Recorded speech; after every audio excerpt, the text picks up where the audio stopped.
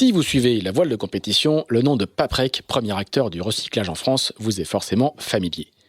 Sponsor depuis 2 décennies de marins engagés dans les plus grandes courses, Paprec est désormais aussi partenaire principal de la Solitaire du Figaro et de la Transat en double Concarneau-Saint-Barthélemy, rebaptisée Transat Paprec, une transat qui va se courir en double mixte. L'entreprise n'investit pas dans la voile par hasard, c'est le fruit d'une tradition familiale. Jean-Luc Petit-Huguenin, le fondateur, découvre la voile sur un First 235. Sébastien, son fils aîné, directeur général du groupe, le convertit à la course, fêtant même ses 40 ans en participant à la Solitaire du Figaro en 2018. Mais si Paprec s'affiche aujourd'hui dans la voile de compétition, ce n'est pas qu'à cause de la passion des patrons, c'est aussi parce que les valeurs de la course font écho à celles du groupe, la ténacité, l'humilité, l'adaptabilité. Des qualités indispensables à terre comme en mer.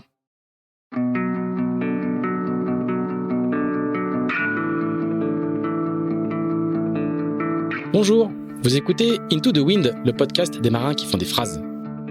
Into the Wind est produit par Tip & Shaft, le média des professionnels et des passionnés de voile de compétition. Tip & Shaft, ce sont 2 newsletters hebdomadaires, en français et en anglais, des podcasts, des événements, des formations ainsi qu'un festival du film et un studio de production de contenu que vous pouvez retrouver sur tipshaft.com. Je suis Pierre-Yves Lautroux et je vous souhaite la bienvenue dans ce nouvel épisode d'Into the Wind. On retrouve Jean Le Cam pour la deuxième partie de cet épisode d'Into the Wind. Nous sommes en 1999, il vient d'être couronné vainqueur de la Solitaire du Figaro pour la 3e fois et il s'apprête à passer dans la catégorie reine de l'époque, les multicoques Orma. À l'issue de cette séquence qui dure une dizaine d'années dont tu assois ta réputation, si on peut dire, ça s'enchaîne plutôt bien parce que fin 99, tu vas signer avec Bonduel. Ouais, je gagne le Figaro. Tu gagnes le Figaro. Et puis voilà, on trouve notre premier partenaire, multicoque là pour le coup, donc en catégorie Orma. Donc des bateaux là pour le coup c'était des multicoques trimarans, donc avec longueur de 60 pieds, donc 18 mètres les boussières. Et puis on démarre cette aventure avec Bonduel.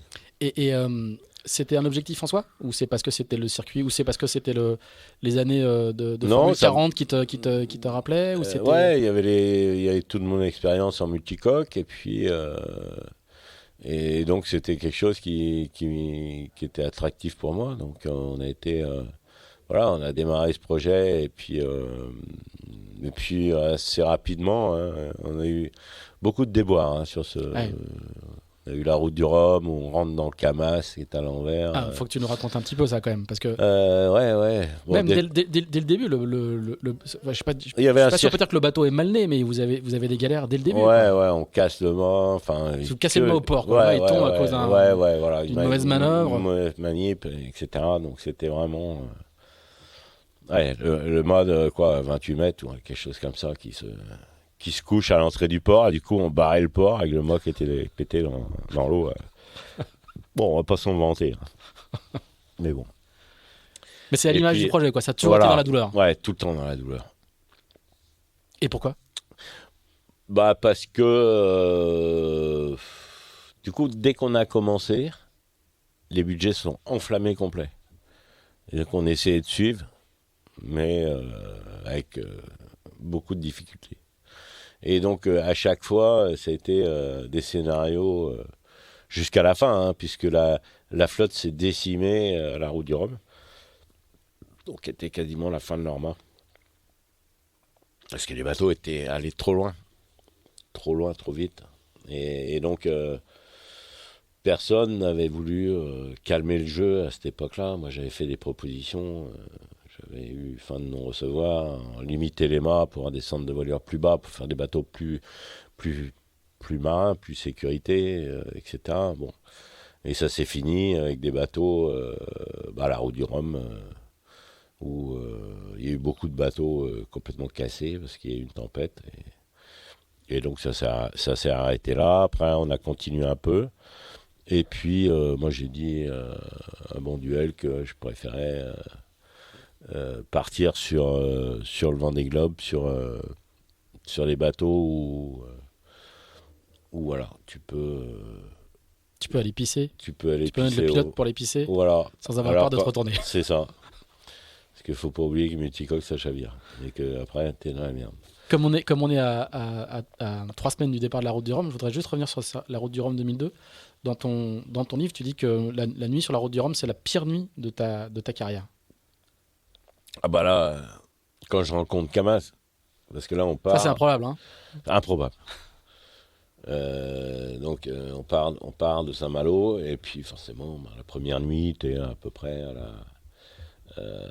en Bretagne, quoi, au nord de Bretagne. Et puis là, dans la nuit, brouillard total. Et tout d'un coup, j'entends, on n'allait pas très vite, heureusement. Et j'entends, je scratch. Puis là, je regarde, je me dis, attends, il y a du brouillard, faut se mettre dans les conditions. Et puis là, je regarde en haut et tout, je me dis, mais bon, j'ai dû rentrer dans un paquebot, et je vois que le bas, et voilà, il doit y avoir un truc comme ça. Et puis tout d'un coup, je vois Groupama à l'envers, une vision incroyable. Et puis, et 2 minutes après, bon, je me rends compte que je suis rentré dans Groupama avec Franck qui sort par la trappe de survie. C'est improbable, quoi, improbable. Et du coup, le flotteur endommagé. Donc, et comment t'arrives à te désenchevêtrer? Bah oui, t'as le flotteur qui est encastré dans l'autre. Bon, bah t'arrives en essayant de faire marche arrière avec les voiles, essayer de trouver la solution. Puis on a réussi à se désengager. Et ensuite, bon, bah du coup, ça va que c'était le bon flotteur par rapport au vent. Du coup, on a réussi à aller s'acheminer à prendre le chenal du four pour aller à l'entrée du goulet de Bresse. Comment? À Lens de Berthaume? Non. En face, de l'autre côté.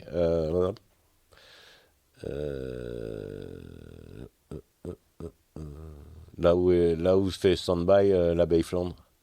À Camaret. Et du coup, on arrive. On avait donc l'équipe technique arrive pour réparer le bateau, parce qu'on avait le droit qu'à un seul arrêt. On a le droit qu'à un seul arrêt avec des gens. Toi, tu peux débarquer, et des gens qui viennent te donner un coup de main. C'est les steurs, c'est toujours les mêmes règles sur la Route du Rhum. Par contre, tu peux éventuellement t'arrêter plusieurs fois si tu te fais remorquer, mais qu'il ne faut pas que tu bénéficies d'un avantage au niveau du trajet. Et là, on s'arrête, on répare le bateau. Et puis là, à un moment, je repars, et rebelote, coup de vent, etc. Je reviens à Camaret, et là, il fallait que je m'amarre tout seul à la bouée, et j'avais droit à aucune personne qui vienne à bord, etc. Donc là, j'étais confiné sur le bateau. Et donc, au bout encore de, je sais plus, 2-3 jours, peut-être, je sais plus exactement, je repars avec le bateau. Normalement, la météo devait être meilleure. Bah, je vous raconte pas, il y avait 60 nœuds, 65 nœuds dans le golfe de Gascogne, avec une mer déchaînée. Et là, 3 ris dans la grand voile. Là, pour le coup... et là, j'ai eu vraiment peur, quoi. Là, ça a été un moment de l'horreur, quoi. Et bateau, donc au petit matin, bateau complètement pété, les 2 bras cassés.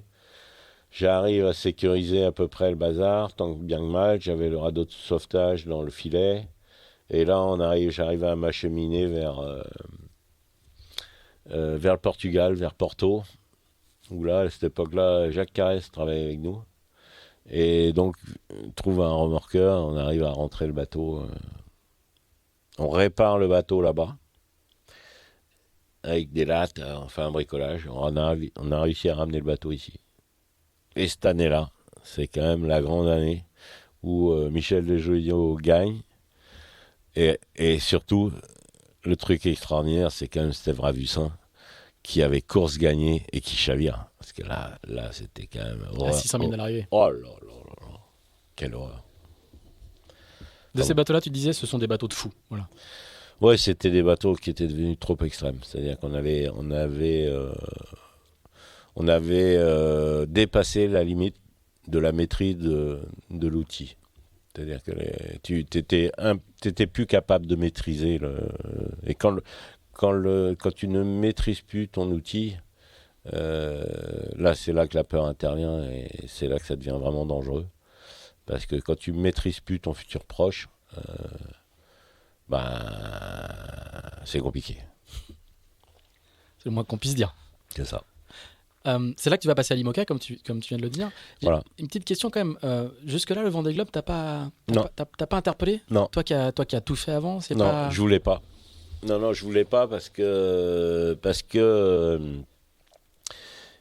Il a déjà 15 ans, hein. Je remets les Ouais, éléments de c'est contexte, ça. il y a déjà eu parce 3 que éditions. avant ça, Quatre éditions. les bateaux n'avaient pas de règles et les bateaux ils se finissaient à l'envers, ils restaient à l'envers. Donc c'était quand même et donc il y a un moment, ceux qu'on fait instaurer les nouvelles normes, c'est les assurances qui ont mis des règles en place de manière à que les bateaux, et la classe forcément, avec la classe comme orchestre, et du coup, les bateaux sont devenus beaucoup plus sécurisés qu'ils ne les étaient, et du coup, je suis parti là-dessus. Mais sinon, jusque-là, Non. c'était pas dans ton Non. dans ton Non, scope. et pourtant, Philippe Gentot m'avait appelé maintes fois, il m'a dit « Jean, c'est fait pour toi, etc. » Bah, c'est ce que beaucoup de gens se disaient. Ouais, et j'ai dit non. Tant que les bateaux resteront à l'envers, comme c'était le cas avec Philippe Poupon, voilà, c'est pas très rigolo quand même. Faire un tour du monde sur un bateau qui reste à l'envers, bon. Bon alors, par contre, tu vas mettre du temps à t'y mettre, mais une fois que tu vas t'y mettre, tu vas, ça fait 20 ans que tu fais ça, quoi. Voilà, c'est Au ça. moins. C'est ma période Vendée Globe. Voilà, c'est ça. Exactement.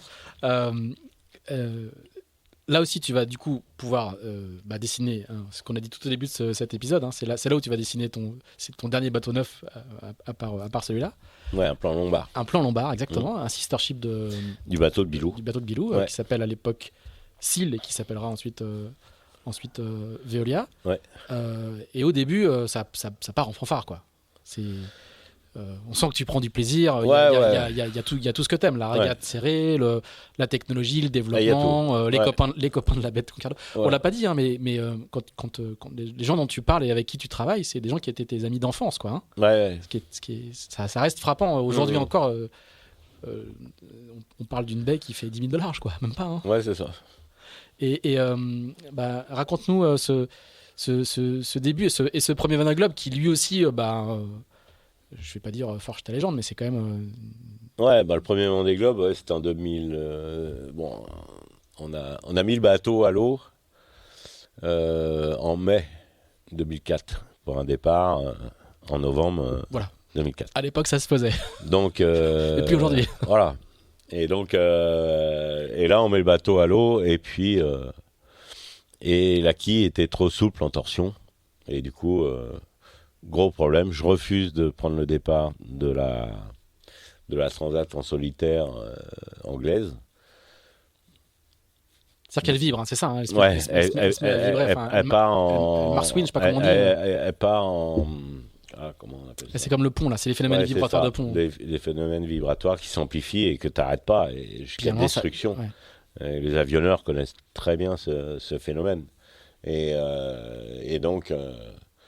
Et le bateau de Bilou, la même chose. Et le bateau de Bilou a la même chose. Et donc, du coup, il fallait renforcer la quille, etc. Ce qu'on a fait. Bernard, lui, je savais qu'il avait le même problème. Il a perdu sa quille, chaviré. Dans la Transat anglaise. Et il n'a pas fait le Vendée Globe. Exactement. Donc, du coup, qu'est-ce qu'on a bien fait? De tenir tête à Christophe Bonduel.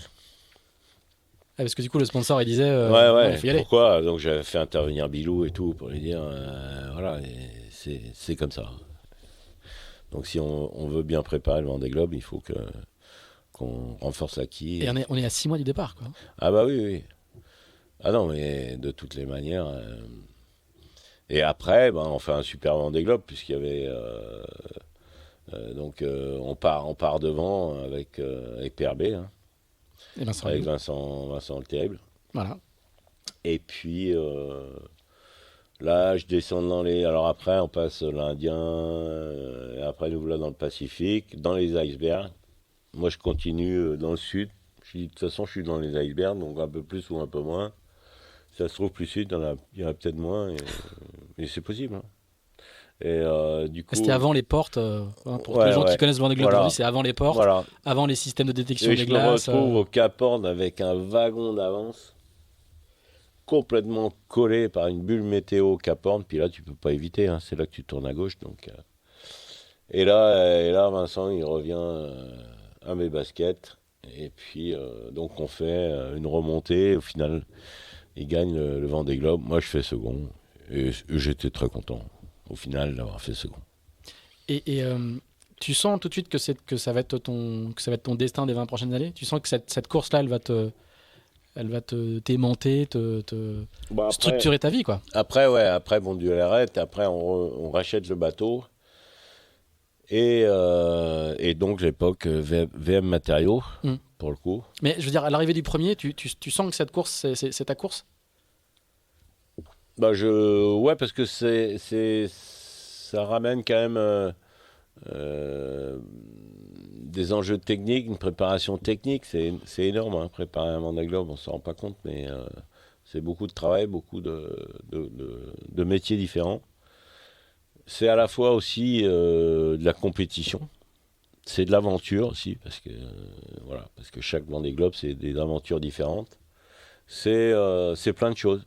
Donc c'est des aventures humaines, c'est des rencontres qui sont toujours dans l'exceptionnel. Donc forcément ça plaît, quoi. Enfin, moi ça me plaît.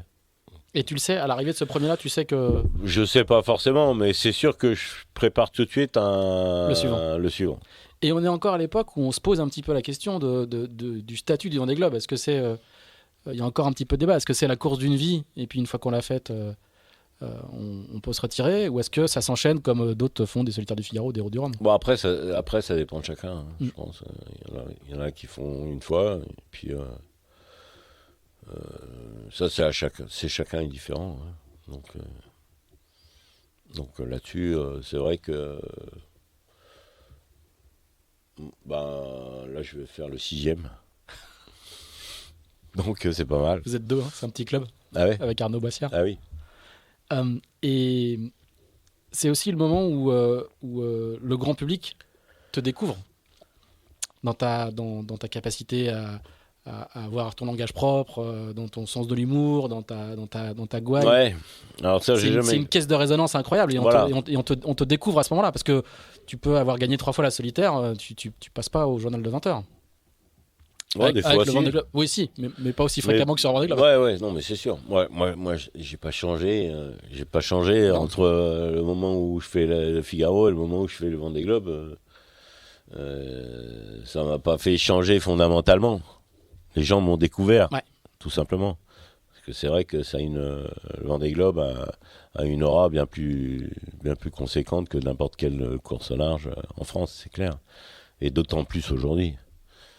Parce que cette année-là, en 2004, ça a été une explosion médiatique. Hein. C'était une des plus grosses évolutions. Et après, ça ne fait que s'enchaîner. Après, c'est toujours, je ne sais plus combien de pourcents de plus à chaque fois. Puis parce qu'il y a une bagarre entre toi et Vincent. Il y a une bagarre, oui, mais il y a toujours quelque chose. Hein. Il se passe toujours quelque chose. Après, en 2008, là, je suis acteur aussi avec on va dire, le bateau qui se retourne avec les matériaux. Après... Alors, venons-en un peu sur la deuxième édition, parce qu'elle est aussi étonnante, et elle résonne beaucoup avec la dernière. Avec la dernière. Pour plein d'histoires. On a beau le savoir, quand on relit les faits et quand on voit à quel point le pied de nez du destin est incroyable. Donc là, tu pars avec un bateau qui est tout rose, que tu as beaucoup optimisé. Alors, tu t'en es donné à cœur joie. Comme toujours. Il n'y a plus que la coque, et le roof, et encore. Oh si, on n'avait pas changé les dérives pour manque de moyens, sinon. Voilà, c'est à peu près le seul truc auquel vous avez pas touché. Donc là, tu es vraiment dans ce que tu adores faire, ce que tu sais très bien faire, c'est vraiment l'optimisation aux petits oignons. Je crois que tu annonces des chiffres de gains de poids qui sont incroyables. Enfin, les enduits sont poncés. Enfin, Hubert, par exemple, on l'a mis à poil. Ouais. On a gagné, c'est pas compliqué. Quand on a pris donc Hubert, qui s'appelait Poujoula, avec Bernard Stamm dans la course en double du Tour du Monde, là, pour le coup. Entre le poids de jauge à Barcelone et le poids de jauge sur le dernier Vendée Globe, il y a une tonne de différence. Ah ouais. Pas mal. Pas mal. Et donc, du coup, je reviens sur ce Vendée 2008. Au passage, hein, entre les deux, il y a une route du Rhum où tu fais deuxième quand même. On n'a pas. Oui, on n'a c'est pas vrai. tout dit, mais il y a quand même. Tu cours peu entre chacun. On va le voir au fur et à mesure, mais tu te ouais. concentres sur le Vendée. Ouais. Donc, je résume pour ceux qui n'ont pas suivi. 2008, t'es à la bagarre dans le. Ouais, un petit peu. troisième. Il y a Mich qui s'est Ouais. détaché devant. C'est Ouais. la fameuse remontada de Voilà, Michel c'est ça. Joyot. Ouais. Et au Horn, tu perds quelques milles avant ou quelques milles après, je sais plus. Avant. Tu perds ton bulbe, Ouais. le bateau chavire, Mm. tu te réfugies à l'intérieur et Vincent Rioux va venir à bord de Perbet, va venir te. Voilà. Il y venir avait te sauver. Vincent et Armel qui Voilà. étaient là avec Britter. Et en fait, c'est Vincent qui me récupère. Et puis, donc, on finit à Ushuaia, en dématant en plus. Voilà, parce que lui, il est venu te chercher Voilà. et l'outrigger a tapé À le voile de quille, quille. Le voile de quille qui restait. Et du coup, le mât s'est couché d'un côté. Et on a réussi à le redresser. Et en fait, vous allez réussir, vous êtes sur le bon bord pour finir de contourner le Horn. Vous allez pour aller à Ushuaia, donc il y a un empannage à faire. Vous avez renforcé le gréement Voilà. du côté où l'outrigger a cassé, Voilà. mais Mais pas assez. Et donc, on démate. Donc là, voilà. Et on a fini donc avec les Coast Guard chiliens qui sont venus nous rechercher, nous remorquer parce que le moteur était en panne évidemment. Et puis et donc on a fait escale au Chili, à une vingtaine de milles d'Ushuaia en fait, où il y a un endroit qui s'appelle le Micalvi. Et là, il y avait Isabelle Autissier qui était là à l'arrivée. Et donc, moi, comme j'avais plus de papier, je pouvais pas débarquer. Et du coup, ça s'est arrangé parce que j'ai eu un passeport de complaisance. Et donc, et on a réussi à s'extirper du Chili pour rejoindre l'Ushuaia. Et on est rentré. qui est en Argentine. Non, Quoi Ushuaia, c'est en Argentine, c'est ça? Et C'est un petit dossier logistique une fois que tu t'es ramené à terre, parce que le bateau, il est à Dash. voilà. Et après, il fallait ramener. Après, c'était l'équipe de Vincent qui s'est occupée de ramener le bateau sans mât, etc. Donc, transport maritime, etc. quoi. Donc, On allait un peu vite dessus, mais tu passes quand même quelques heures dans ton bateau à l'envers. 19 heures. 19 heures, voilà. En TPS, dans une eau très très froide. Ouais. Ça, pour le coup, sans mauvais jeu de mots, ça te refroidit pas? Non, parce que j'étais prêt, moi, à rester une semaine. Dans ma tête. Donc, ça s'est beaucoup mieux passé que ce que j'avais prévu. Donc, je m'étais organisé avec... j'avais mon campement à l'intérieur, avec la nourriture que j'avais récupérée qui flottait dans le bateau, avec la pharmacie, avec un certain nombre de choses. Et donc, je m'étais fait mon campement dans la soute en avant de la soute à voile. Donc, c'était un endroit un petit cocon assez sécuritaire. Mon inquiétude, c'était de me dire, est-ce que je vais avoir... Combien de temps on peut vivre dans un espace fermé étanche? J'ai toujours pas la réponse en termes d'oxygène. Parce que le bateau à l'envers, il est complètement étanche. Et si tu ouvres, tu coules. Parce que c'est ça qui fait flotter le bateau. Et donc tu te rends compte dans ces différentes aventures qu'il y a plein de choses qui voilà. Quand je débouche par exemple le speedo, le capteur de speedo pour envoyer une fusée, c'est la plus belle connerie qu'on peut faire. Parce que pour signaler que tu es là, tu te coules. Parce que quand tu ouvres, forcément, le passe-coque d'un speedo qui est en fait un trou dans la coque où tu enfiles une sonde. Donc quand tu l'enlèves, et ben, ton bateau à l'envers, tu fais échapper l'air de ton bateau. Donc tu te sabordes. Il coûte un peu plus, quoi. Ouais, et là tu te dis, mais qu'est-ce qu'on peut être con. Et bon. Tu te mets pas en plus, tu t'en fumes pas un peu dans ton tarif? Ah, c'est en plus, avec la fusée. Alors en plus, je dis, bon, ben, comme la fusée et parachute, c'était diamètre pour diamètre. Oh, je dis, bon, allez, j'y vais, mais faut pas mollir. Hein. C'est comme, là, il faut vraiment prendre la fusée, et puis quand tu tires sur elle rentrait pas dans le trou, elle était diamètre pour diamètre. Et là, tu tires sur le truc, et là, il y a une fusée qui... J'aurais bien voulu être le spectateur. C'est comme une baleine, si tu veux, où tu as une fusée rouge qui s'échappe de la carène. Alors, le problème que j'avais pas anticipé, c'est qu'une fusée comme ça, dans un endroit confiné, bah, tu as tout le gaz donc tu t'enfumes comme une taupe dans son terrier, quoi. Donc, Du coup, tu as plongé pour y échapper? non, mais ça s'est dissipé au bout d'un moment. Puis je suis retourné dans mon terrier, où là, la porte est fermée. Donc, Et tu avais tiré des enseignements techniques de ce virage dans bah, l'aménagement de tes bateaux derrière? oui, bah, c'est-à-dire que là, l'arrière était très, très enfoncé. Donc, il a fallu que je plonge sous l'eau pour avoir accès à la trappe de survie.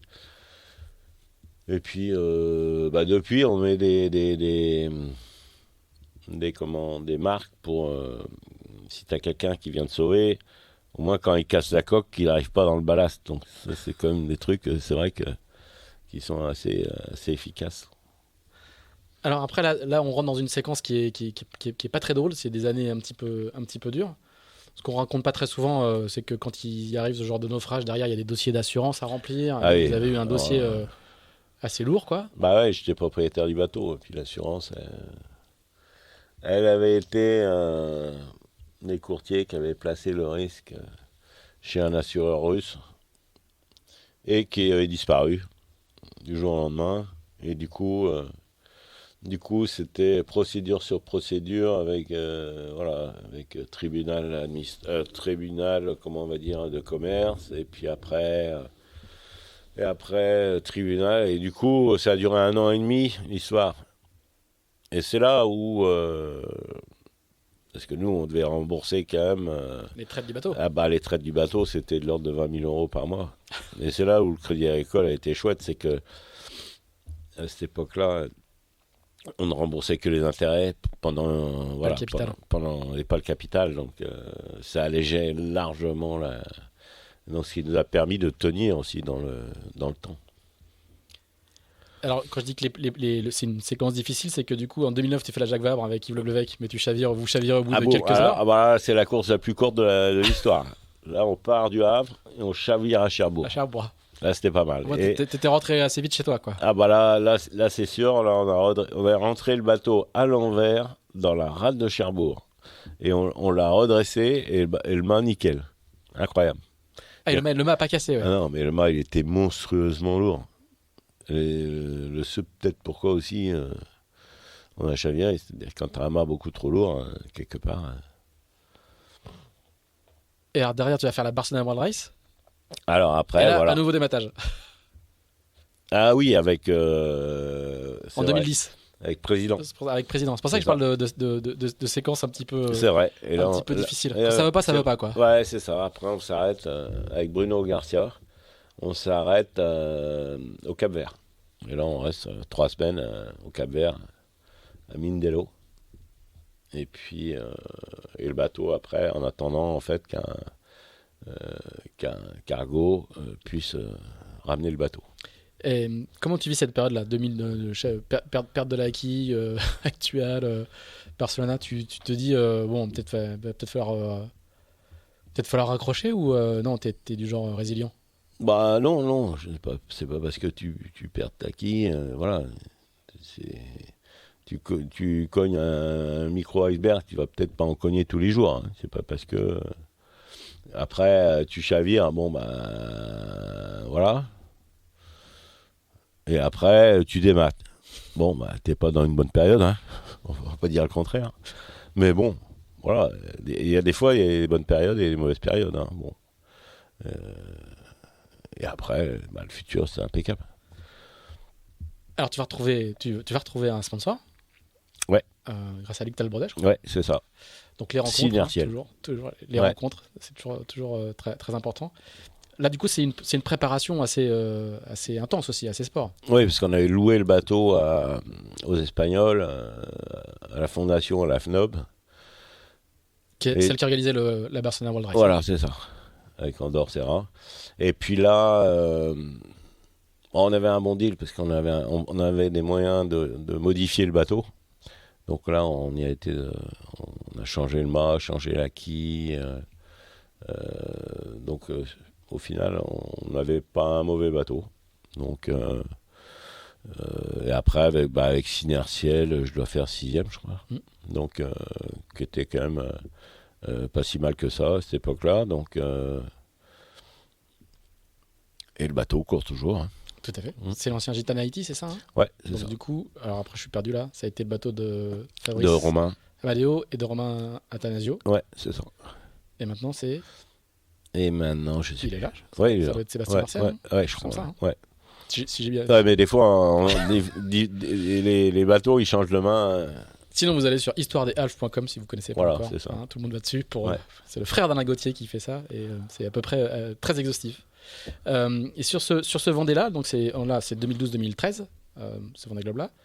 Là, en termes de communication, tu franchis une nouvelle étape. Là, il y a les vidéos, il y a les peluches. Ouais, c'est vrai. Et on sent que tu commences à aimer raconter ça quand même, à aimer partager, faire du contenu et tout. Bon, avant aussi, hein.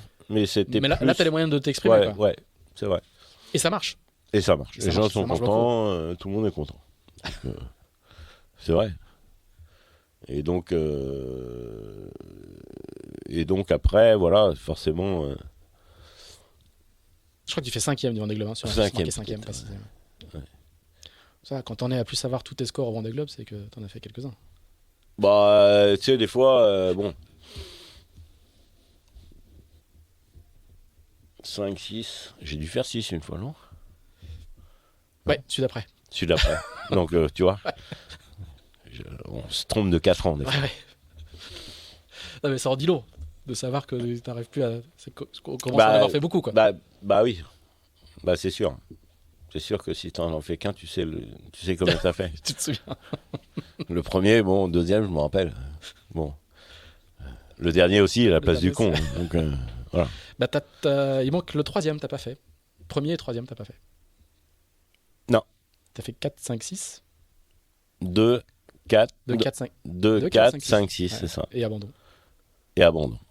Donc il manque le 1 et le 3. Ouais, c'est ça. Bon, va falloir trouver une solution. Voilà, c'est ça. Alors, ouais, du coup, je te parlais de ce Vendée Globe 2012-2013. C'est vraiment celui où il y a je dirais le style Lecam s'affirme, quoi.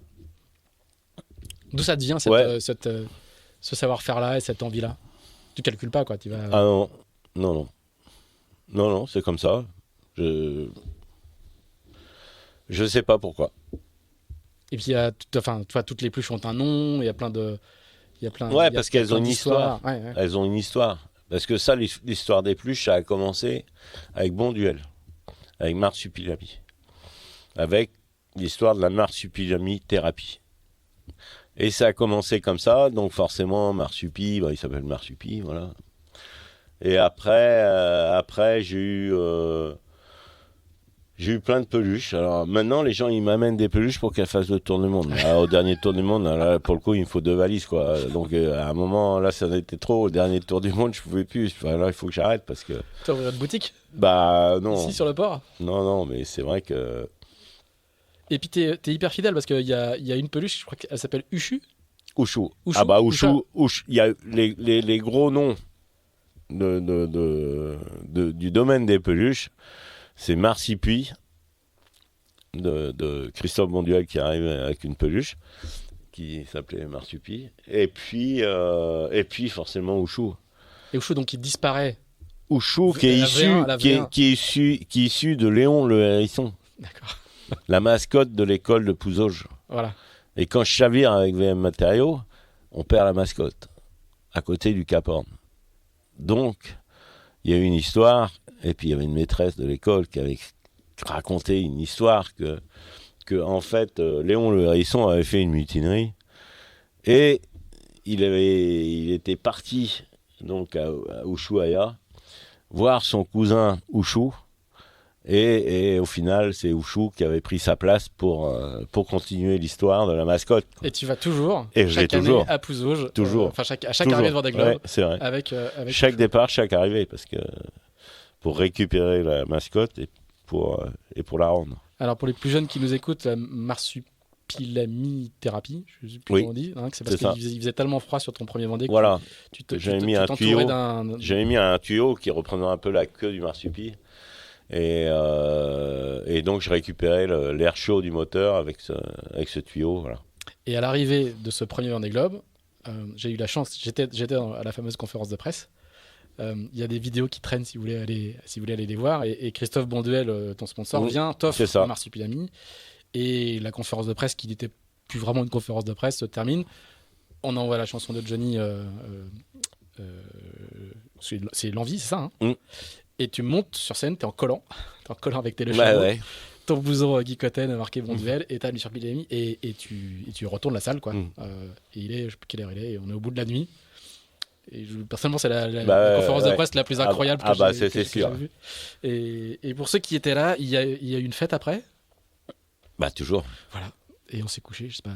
Moi, je sais à quelle heure je me suis couché. Je suis parti, tu dansais encore. Voilà. C'était il y a 18 ans, un truc comme ça. Ouais, c'est ça. Voilà. Et si on n'a pas fait la chronique des fêtes à chaque fois que tu fais une course, hein, mais ça fait partie intégrante de la pratique. Voilà. Donc là, on en est qu'au 3e Vendée Globe. C'est ça, hein, 2012, oui, Syd-Herciel. Ouais, Syd-Herciel. Donc là, c'est préparation très compacte, très rapide. Ouais, opération commando. Mais qui au final se passe plutôt bien. Et là, quand on dit que la vie des marins s'est fait de haut et de bas, juste avant, la séquence elle est un peu difficile avec des courses qui s'enchaînent, des chavirrages et des dématages. Et là, par contre, 5e du Vendée Globe et dans la même année, vainqueur de la Jacques Vabre, avec Vincent Rioux sur PRB. Et voilà, l'histoire continue avec PRB. Elle va continuer ouais, c'est incroyable. C'est incroyable. Très, très, très longtemps. J'ai une petite question quand même là-dessus. Quand tu sauves un marin ou que tu es sauvé par un marin, mécaniquement, ça renforce des liens, ça crée une histoire humaine entre deux personnes. Bah ouais, forcément. Est-ce que automatiquement ça en fait une histoire de compétiteur ? Une histoire de compétiteur. C'est-à-dire que est-ce que ça marche naturellement de courir ensemble après, quoi ? Bah ça dépend. Ça dépend du caractère des gens. Et puis ça dépend des programmes des uns et des autres. Donc il y a des choses qui se font, d'autres qui se font pas. Bah là Kevin par exemple, je dois aller sur son bateau, il m'a invité plusieurs fois, j'irai bien, mais lui a son programme, moi j'aime bien, on n'arrive pas à se coller, mais là je vais y aller, c'est sûr. Et puis à la prochaine Jacques Vabre, vous aurez chacun votre bateau. Voilà, c'est ça. Donc ça va pas le faire. C'est sûr. Donc victoire avec Vincent Rioux en PRB. Et 2015, là, le cycle il s'inverse. C'est là où c'est vraiment intéressant de voir, hein, c'est que on peut être au fond du trou et puis après tout s'inverse parce que du coup tu gagnes la Jacques Vabre et l'année d'après tu prépares c'est une année relativement calme et hop, Barcelona World Race avec Stam et vous gagnez la Barcelona World Race. Ouais. Et là même chose, 80, non je sais plus quelle est la durée de la course, mais c'est plus de 90 jours. Hein, ouais, je pense. En double, avec la même personne. Ouais, c'est ça. Et ça t'avais pas fait encore. Non. Parce qu'avec Bruno Garcia, ça s'était arrêté. Ça s'était arrêté au Cap-Vert. Donc, et tu as des pages dans ton livre, toujours auquel je fais référence, tu as des pages vraiment élogieuses sur Bernard et sur la relation que vous avez construite. Quoi. Ah ouais. Ouais, bah Bernard, du coup, c'est vrai qu'avec Bernard, on est resté très proches. Et comment ça se passe donc plus de 90 jours avec la même personne bah, c'est toujours deux pareil. Solitaires qui se croisent ou c'est... Non, c'est-à-dire que le truc, c'est que quand tu t'engueules avec ta femme à la maison, tu peux toujours claquer la porte et prendre ta bagnole et te barrer. Ou l'inverse. Mais quand tu es sur un bateau, tu sais que tu peux pas partir. Donc forcément, c'est un jeu de concession. Forcément. Et bon, il y a des fois, tu n'es pas d'accord. Des fois, voilà. Et puis, et donc, c'est assez intéressant parce que tu n'as pas d'échappatoire possible. Et donc forcément... parce qu'on n'est pas forcément toujours d'accord. Mais tu es dans un monde de concessions obligatoires. Donc ce qui est assez intéressant. Et puis à l'arrivée du Tour du Monde, voilà, là on est parti 2-3 jours avec Anne et puis Bernard. Et bon, c'était génial, quoi. Et tu avais fait beaucoup de concessions? Bon, chacun en a fait un peu, forcément. C'était un juste milieu, chacun a fait les efforts qu'il c'est fallait. ça. Et là, c'est le début de l'histoire avec un bateau qui s'appelle pas encore Hubert. Non. Et qui est un bateau de légende déjà. Ah, bah c'était FRA 2007. Plus connu sous le nom de... De Foncia, au départ. Ah, c'est le bateau avec lequel Michel Jouet gagne le Vendée Globe. Ouais, 2008. Comment t'en viens à le racheter? Comment un jour t'appelles ta femme et tu dis chouchou, j'ai acheté un bateau. J'avais dit que je referais pas, mais j'ai acheté un bateau. Oh là. Parce qu'au départ, quand on a vu la période, quand même, il faut se remémorer la période de VM Matin, on était propriétaire du bateau, les assurances qui ne remboursaient pas. Donc ça a duré 1 an et demi. Bon, ça refroidit. Et là, tu dis plus jamais, j'achèterai un bateau.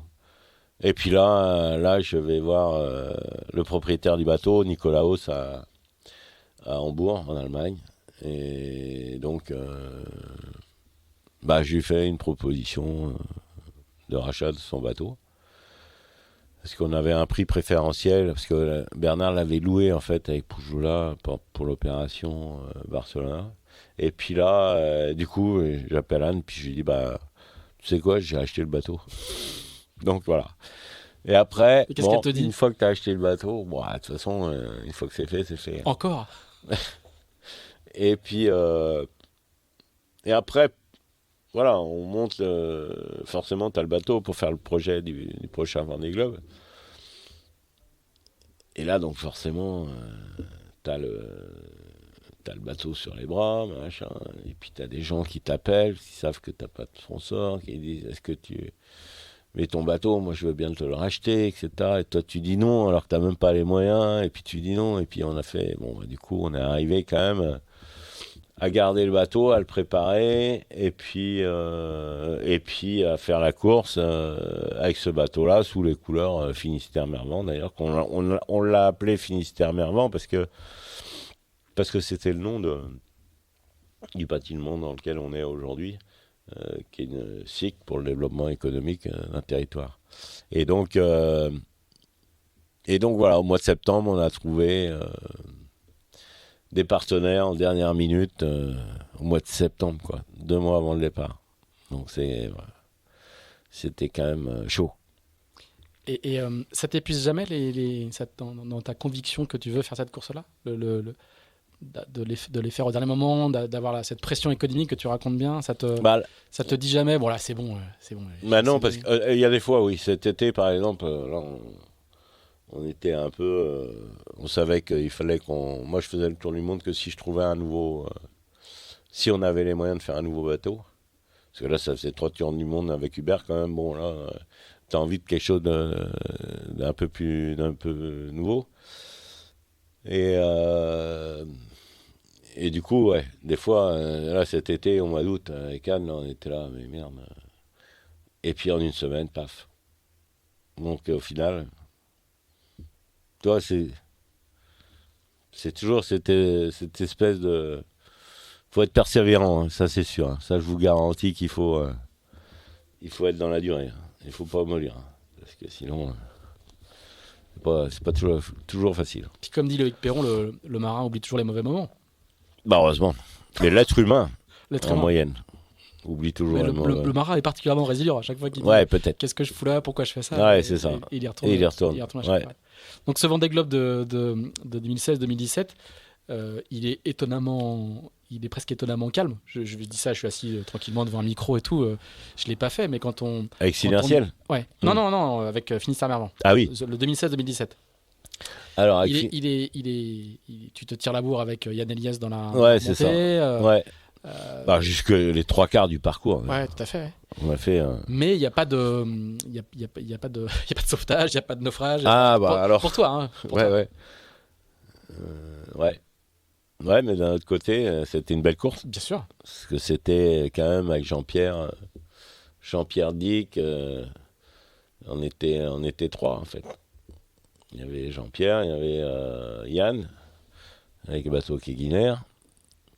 Et puis, et on s'est tiré la bourre, avec Yann surtout. C'était incroyable cette course. C'était complètement dingue. Donc, non, c'est une belle course. Et il y a les premiers foilers sur cette course-là qui font. Oui, Qui font avec Hugo Boss et puis Armel, voilà. Banque Populaire. Et là, à ce moment-là, ça t'attire pas du tout? Ça te dit rien quand tu les vois arriver avec leur foil? Comment tu regardes ça avant tes positions actuelles, quoi? Dès le début, tu te dis qu'est-ce que c'est que ce truc-là? Non, attends, les foils, je connais ça sur Hydroptère depuis 40 ans, donc ça m'a pas étonné. Non, je caricature, hein, mais tu vois, quand ils arrivent en IMOCA, qu'est-ce que tu te dis? Bah, je me dis que c'est bien qu'ils essayent. Après, si tu veux, tu avais Hugo Boss qui a pété son foil à l'entrée de l'Indien. Donc il était un bord sur deux sans foil. Et on voyait pas beaucoup de grosses différences de vitesse. Après, j'avais parlé avec Armel, il dit il a vraiment pas mis beaucoup ses foils dans l'eau. Donc c'était des foils assez courts à l'époque. Donc non, ça m'a pas forcément interpellé plus que ça. Après, par contre, c'est sûr qu'il il n'y a plus que ça. Parce que le dernier bateau à dérive qui a été fait, c'est celui de Benjamin. Qui est né massif. Qui est né massif, exactement. Et quand c'est une question qui vaut pour tous les Vendée Globe, mais quand tu finis celui-là, tu sais que tu repars pour le prochain? J'ai déjà posé la question pour le premier, ça me semble logique. Oui. Mais est-ce que... Je sais jamais à l'avance. Tu sais jamais. Voilà, déjà, moi j'ai jamais fait de trucs à distance, enfin de plan de carrière, quoi. De plan de carrière, etc. Donc c'est à chaque fois c'est des histoires différentes. Hein. Après Finistère-Mervan, c'était encore une histoire avec Nicolas Vénard, avec la création de ce bâtiment, avec le Crédit Agricole dans l'opération. Donc c'est toujours des histoires différentes avec des hommes différents et donc voilà. Et après le bateau, on l'a encore optimisé pour le Vendée Globe d'après. Donc et il n'y a pas de répétition? À chaque fois c'est différent? À chaque fois... Alors à chaque fois c'est extrêmement différent. Alors là pour le coup on n'est pas dans l'ennui et le rébarbatif. Hein. Et chaque départ est différent, chaque arrivée est différente. Alors tu vas me dire, la dernière, elle se fait en plein confinement, donc c'est particulier. Mais elles ne sont pas différentes. Ouais. C'est sûr. Bon, les départs, on va dire, sont un petit peu différentes. Mais les arrivées, c'est extraordinairement différent à chaque fois. C'est impossible de s'habituer. Ah bah c'est pas possible. Non, tu peux pas t'habituer, c'est pas possible. T'apprends des choses, c'est ce qu'on appelle l'expérience.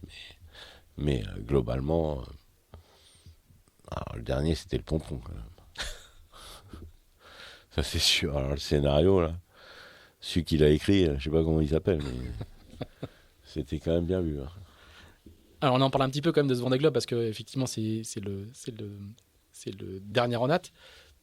Tu le prépares d'abord, tu pars avec le même bateau. C'est aussi le moment où tu commences à accueillir d'autres projets dans ton chantier. Ouais. Il y a Damien Seguin qui arrive. Il y a la création de Finistère-Mervan en 2020. Ouais. Le bateau, il prend les couleurs de Corum sur la Jacques Vabre de 2019 avant. Donc le scénario est un petit peu différent des fois précédentes. Là, au niveau de la recherche de sponsors, ça se passe à... Bah là, on a un peu mieux. Bah non. On a eu Corum, effectivement. Avec Nicolas qui nous a permis de faire la Jacques Vabre. Et c'est avec ce jeu de voile-là que j'ai fait le dernier Vendée Globe. Sinon, ça n'aurait pas été facile. Hein. Donc, non, la même chose. Même chose. Et après, donc on prépare le bateau, et puis on arrive toujours au mois de septembre, le fameux mois de septembre, où on trouve in extremis.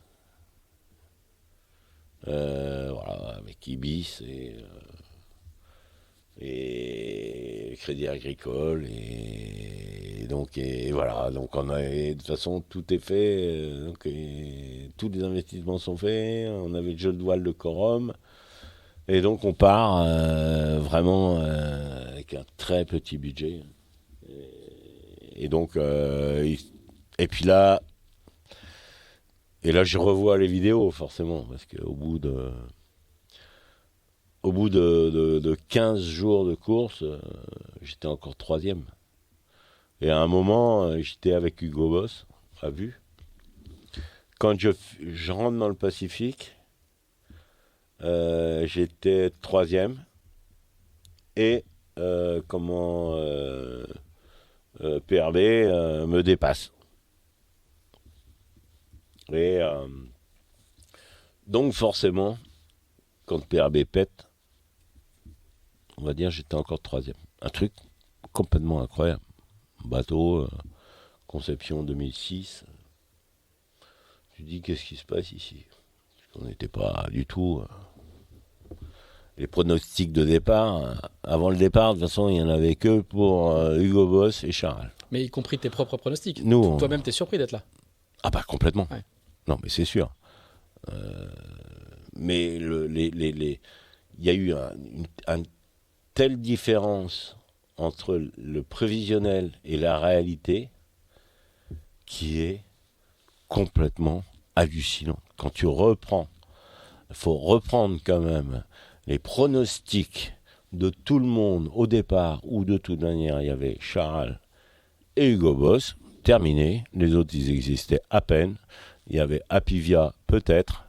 Et nous, vraiment, on sentait pas bon. Hein. Donc, et là... Et tu le vis mal? Comment? Tu le vis mal, ce non. pronostic? Non, Non, c'est un constat. Ouais. Non, mais c'était très intéressant. Par contre, à la Terre, si tu veux, c'était terrible parce que moi, je prends le meilleur départ. Juste derrière, comment il s'appelle, Louis Burton, qui mord le départ. Le lendemain, j'étais en tête. Et à chaque fois, les médias, c'était de dire ah oui, mais non, mais... Ça va pas durer. Ça va pas durer. Même scénario 15 jours, 20 jours après. Non, mais vous inquiétez pas, ça va pas durer. Au final, je finis 4e, avec un bateau pété. Ce qui est terrible, c'est que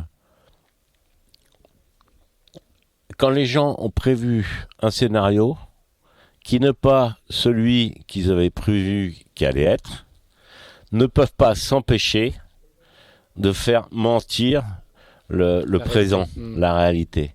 Et ça, c'est le propre du mauvais journalisme.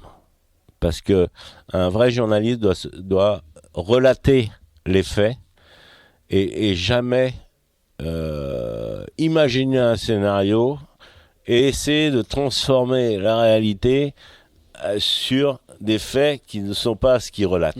Et ça, c'est très, très, très pénible. Et ça a été un vrai, on va dire, une frustration, quoi.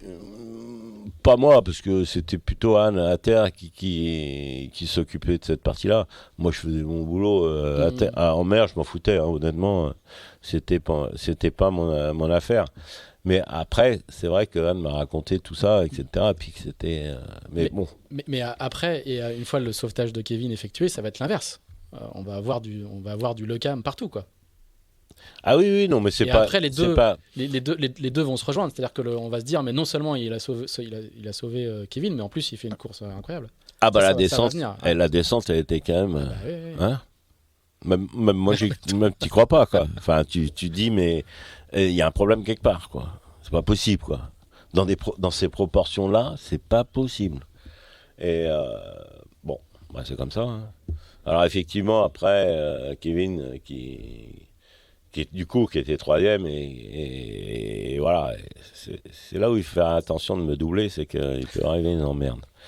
Et donc, il pète son bateau en deux, et voilà. mais à 90 degrés, hein, ouais. Comme un crayon. On sait toujours pas ce qui s'est passé, mais un truc qui a poussé dans un sens et l'autre dans l'autre, hein, c'est sûr. Hein. Quand tu pètes un crayon sur ton genou, tu vois ce que ça donne. Donc, mais peu importe. Et là, bon, bah voilà, je vais au point de rencontre et je tombe dessus direct. Et donc voilà. Et tu le perds. Et après, je le perds. Et alors, j'étais sûr de le retrouver parce que là, je l'avais à l'AIS en plus. Donc, il avait une balise avec une émission assez courte en AIS. Et donc là, je vais à côté de lui, je m'arrête. Là, il me dit, quand il a vu le bateau monter sur la vague comme ça, juste à côté de son radeau, c'est pour arrêter le bateau. Oui, c'était magnifique. Bon, après, il a éteint. Alors moi, après, je me barre pour tout organiser parce qu'on ne sait que trop que quand tu arrives, que tu n'es pas bien organisé pour récupérer quelqu'un, vaut mieux prendre son temps, tout bien préparer, etc. Prendre un riz de plus, etc. Et puis là, je reviens sur place, plus personne. Alors là, tu commences à te dire... et puis là, j'ai fait 5-6 allers-retours, tu vois, pour revenir au point. Et rien. Là, la nuit tombait, etc. Là, tu te dis, bon, je vais faire du vent arrière, pile, il doit être quelque part par là. Et puis, rien. Puis là, tu te dis, autant chercher une aiguille dans une botte de foin, parce que si t'as pas une position GPS en plein océan Indien, ou ailleurs d'ailleurs, mais jamais on va l'en trouver. Donc là, t'es vraiment désespéré, quoi. Puis dans la nuit, il y a Jacques Jacques Carès, qui est le directeur de course, il m'appelle et il me dit, on a un point GPS, tel endroit, machin. Je vais sur le point GPS. Qui du coup est issu du calcul de la dérive par Météo France, truc comme ça, quoi. C'est une estimation, quoi. Ouais, ou non, c'était un point qu'ils avaient reçu. Ah, d'accord. Alors je sais pas s'il avait redémarré, si tu veux, sa balise, ou à un moment donné, ou je sais pas. Et pas, je vais sur le point, personne. Alors, je dis, voilà, là ça commence à sentir mauvais. Et puis à un moment, donc je me déroute, un peu désespéré quand même. Puis je regardais partout, debout sur le pont. Et puis à un moment, je vois un éclat. Juste paf, une lumière. Puis là, tu regardes à 2 fois quand même. Hein. Et là, deuxième lumière, tu vois, intermittente. J'étais assez loin, hein, j'étais à 1,5 2 000, je crois. Donc avec de la mer. Donc vraiment, je l'ai trouvé parce qu'il faisait nuit. Hein. Sinon, comme quoi, on a toujours, tu vois, l'idée c'est de dire, ah bah oui, mais non, on va reprendre les recherches demain matin. Et au final, c'est la nuit qui a fait que je l'ai retrouvé. Et plus je me rapprochais, plus la lumière avait une fréquence supérieure, jusqu'à devenir fixe. Et là, je le retrouve, et puis là, je vais à côté de lui, là, et donc j'arrête le bateau à son vent, et je me laisse dériver, d'ailleurs, sur lui. Heureusement que j'avais pas de feuille, d'ailleurs. Mais, et du coup, il me dit, mais tu vas revenir, et toi, je dis non, je reviens pas 2 fois, hein. C'est maintenant, tout de suite, là, dans les 30 secondes. Et donc là... là, on arrive à la récupérer. C'est pas si simple que ça non plus, mais bon, on a réussi au final à le... Parce qu'arrêter ces bateaux-là, c'est pas facile. Et donc, on a réussi à la récupérer. Donc là, tu passes des émotions vraiment le plus terribles, le drame complet, quoi. Parce que là, imagine-toi faire la fin de la course avec quelqu'un que tu as cherché, que tu n'as pas trouvé pendant maintenant 60 jours. Là, ça va être de l'horreur. Enfin, et du coup, tu passes des extrêmes d'émotions, quoi. Dans les 2 cas, tu pleures, quoi, ça c'est sûr. Et donc, voilà, après, on est passé 5-6 jours ensemble. Et puis... Et tu dis, c'était ce bateau-là, ce skipper-là, le skipper de ce bateau-là, c'était à moi de le trouver, le skipper de PRB. Vu l'histoire qu'il y a avec PRB, c'était à moi de le trouver à partir de... Et ça s'est fait. Ça s'est fait. Après, ça aurait pu être quelqu'un d'autre. Mais c'est marrant. Le scénario, mais le scénario, il est complètement incroyable. Complètement incroyable. Parce que là, PRB est juste devant moi. Donc moi, je suis le suivant derrière, paf. Et en 2008, c'est l'inverse. C'était Vincent qui était juste derrière, et puis moi qui étais devant. Donc, et là, tu dis, mais qu'est-ce que c'est que cette histoire avec PRB, quoi. Et toi, t'as le sentiment de boucler une boucle ou de remettre la balance à l'équilibre, ou non, pas du tout, ça ne devient pas l'idée en allant sauver un skipper PRB? Non, juste l'histoire est belle, quoi, il n'y a pas de... Ah bah non, ouais. non, y a pas de... on compte pas les plus, les moins, qui a sauvé qui combien de points t'as gagné. Ça serait Hollywood. Ouais, c'est ça. Sauf que là c'est plus fort que Hollywood. Ouais, c'est sûr. Et à plusieurs reprises aussi, tu disais que vous passez 5-6 jours ensemble, qui sont plutôt sympas. Ouais, tu dis qu'ils mangent beaucoup. Voilà, ils mangent beaucoup. Ils mangent énormément, ouais, ils mangent 2 fois plus. Et qu'ils mangent beaucoup plus que toi. Et tu racontes aussi ce qu'on imagine très très dur à vivre. Tu dis que quand il s'en va, ça fait un grand vide, quoi. Et tu te dis, Bah ouais, parce que faut reprendre la course. émotionnellement, déjà, je sais pas si vous voyez l'histoire, mais c'est déjà fort émotionnellement. Tu pars tout seul, tu te retrouves avec un mec que potentiellement tu vas pas retrouver, que tu retrouves, que tu embarques à bord. Donc tu changes de rythme complet, tu discutes avec quelqu'un, après il faut le remettre à l'eau, tu refinis tout seul, le lendemain ton bateau qui est pété, le surlendemain. Et là ça n'a pas duré 24 heures, hein. Là ça a duré 55 jours, hein. Donc c'est pas rien. Ça c'était le plus dur, hein. C'est sûr que ça a été vraiment le plus dur. On a presque le sentiment d'ailleurs que l'histoire du naufrage et de la récupération, on fait passer au second plan les risques de perte du bateau et de naufrage que tu as vécu. C'est que personne ne savait. Ouais. Non, mais même après, même quand tu l'as raconté de manière très forte. On a presque l'impression que ça a occulté cette partie-là, alors que quand on regarde ton récit détaillé, il fait froid dans le dos, quoi. Ah bah non, mais attends. C'est sûr que ce que je dis toujours, hein, c'est que l'histoire de Kevin, ça a duré même pas 15-16 heures. Le bateau pété, ça a duré 55 jours. Là, c'est pas la même. Hein. Là, c'est pas la même du tout. C'est pour ça que l'arrivée, alors pour le coup, s'il y a des arrivées qui sont exceptionnelles, celle-là, elle l'était vraiment. Et c'est plus le soulagement d'avoir traversé et d'être passé au-dessus de cette avarie. Et puis d'être arrivé.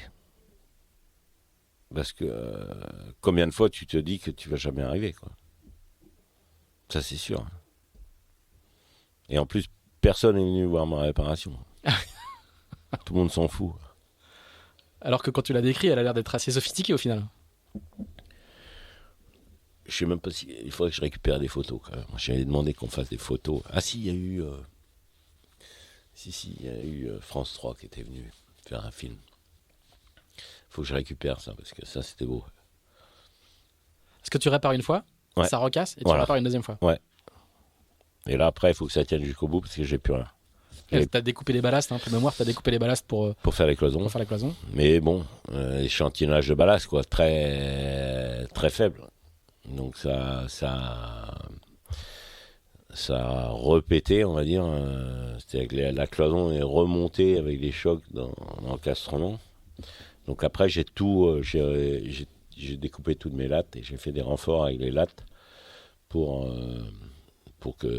renforcer. Et puis j'ai fait plus de 300 trous en 4 mm et demi, parce que c'est le diamètre d'une seringue, enfin le diamètre du bout de la seringue que j'avais, pour faire d'injection de colle, quoi.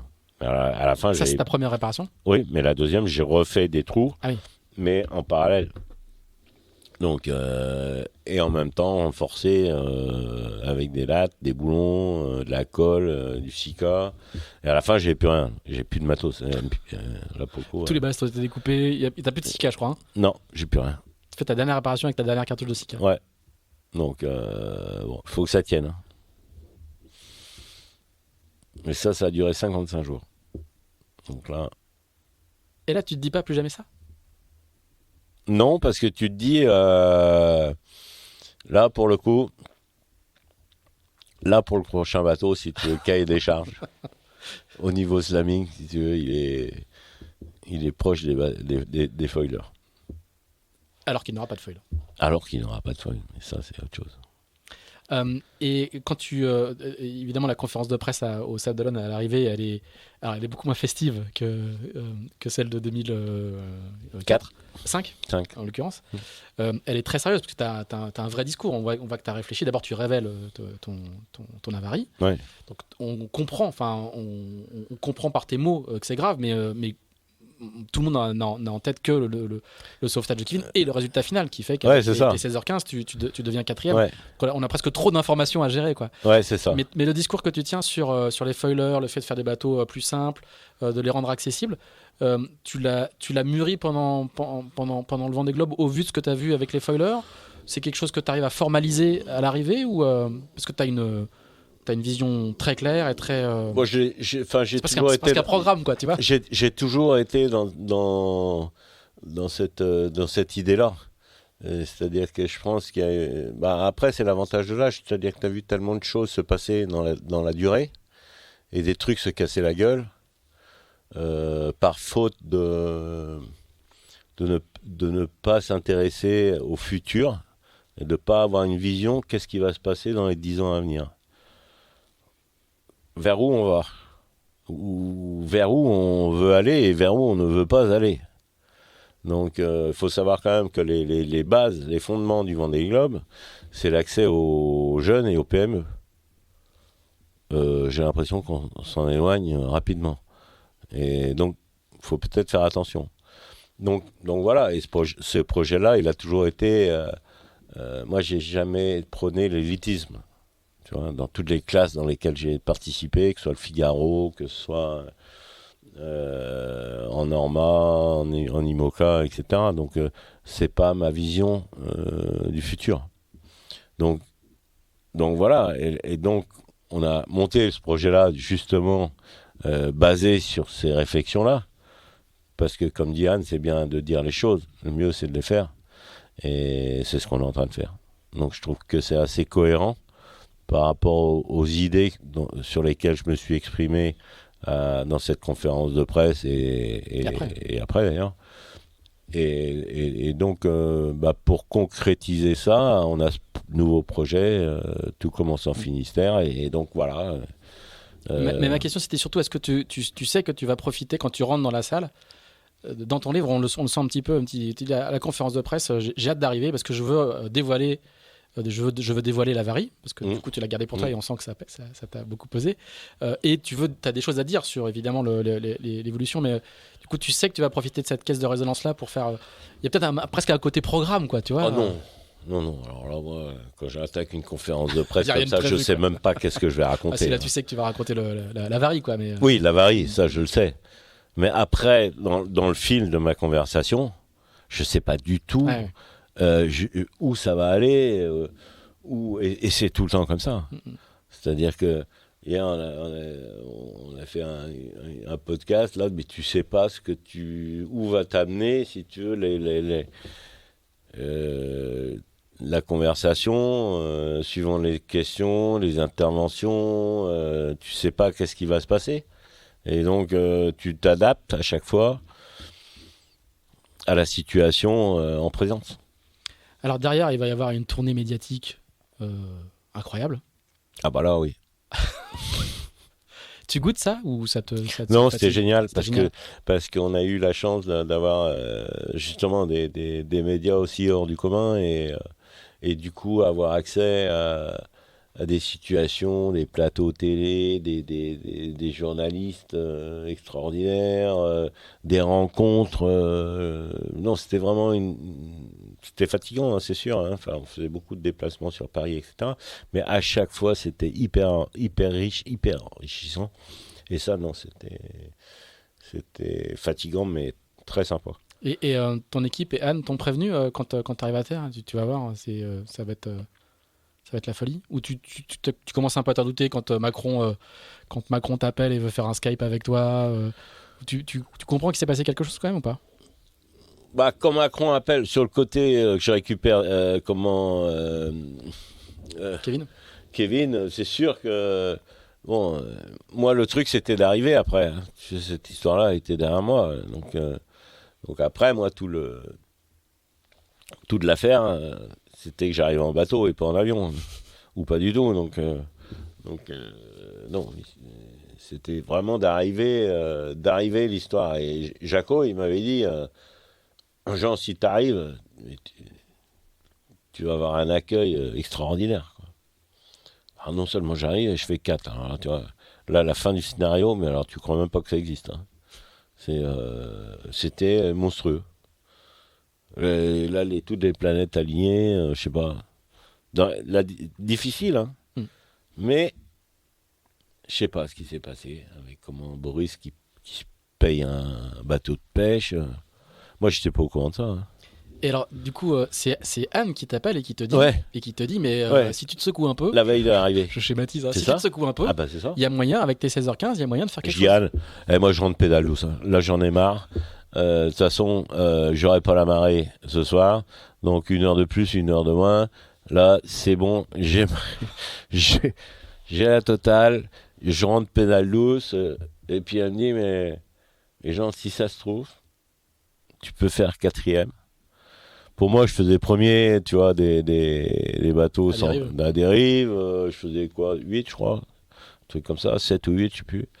Ça m'allait bien, quoi, par rapport à... Moi, l'idée, c'était vraiment de finir, d'arriver, et, tu vois, là, pour le coup, la compétition. Et puis, elle me dit, mais ça se trouve, tu peux faire 4 si tu arrives avant 19h, ou avant 19h30, ou je sais plus quoi. Oh, voilà, du coup, je renvoie le riz, sous spi, je rends panne, tu vois, là, sinon, j'étais sous spi, tranquille. Et là, empannage, machin. Et là, chose extraordinaire, je me rappelle, c'est que je fais le dernier empannage, je fais pas les Sables d'Olonne, tu vois. Je me retrouve au vent des Sables d'Olonne. Donc ça voulait dire quoi? Ça voulait dire que il fallait que je fasse 2 empannages pour aller à la ligne d'arrivée.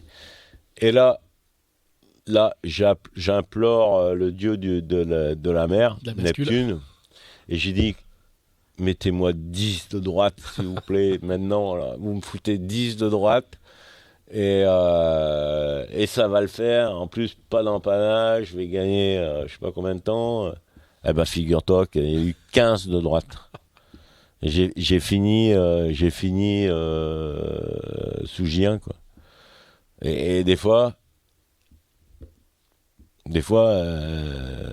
bah là, pour le coup, c'est quand même quelque chose, quoi. Donc voilà, après l'arrivée, on n'arrive pas, évidemment, on reste dans le bateau pendant encore 4 heures, dans la mer, à moitié démontée. Et on rentre le bateau vers 2 ou 3 heures du matin. Et là, plein de monde sur le quai. C'est incroyable, quoi. Parce que là, pour le coup, il faisait froid. Donc, et puis voilà, et puis on a fait la bamboula. Jusqu'au bout de la nuit. Voilà. Sur la tournée média à Paris, moi j'ai juste vu un truc qui m'avait beaucoup marqué et touché. C'est tu fais une émission le dimanche soir avec Laurent Delahousse. Ça s'appelle 20h30 le dimanche, je crois. Ouais. Et tu racontes une anecdote où tu dis que quand tu étais petit, tu aurais voulu être danseur. Ouais.